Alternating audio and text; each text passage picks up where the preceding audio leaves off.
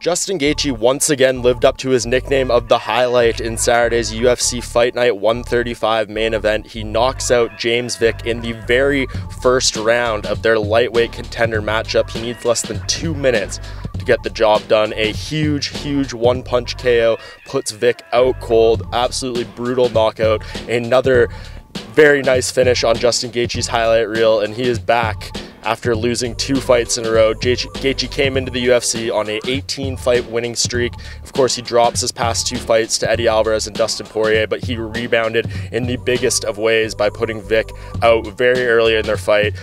Gaethje did not have to take a ton of damage in this one. He just went out there, did his thing, landed a huge shot, and that was it. On to the next one for him. He is still a force, a player, a factor in this 155-pound division, the deepest weight class, in my opinion, in the UFC right now. Just so many interesting fights, so many interesting fighters, and Gaethje is right up near the top of the best in this lightweight division. Some huge fights on the horizon for him. He called out Tony Ferguson in his post-fight interview. Of course, Tony Ferguson fighting Anthony Pettis at UFC 229, so that does not seem like a fight that's likely at this point, but I think there's some other matchups out there that are awesome for Gaethje right now. The one that stands out to me the most is Kevin Lee. Kevin Lee, obviously a very high-profile fighter in the division as well. He is looking for an opponent to fight sooner than later. It sounds like this is a fight that the UFC is already discussing for Gaethje. It could happen. Kevin Lee versus Justin Gaethje would be a huge fight, a very key matchup in this weight class. Lee, of course, coming off a very impressive win over Edson Barboza.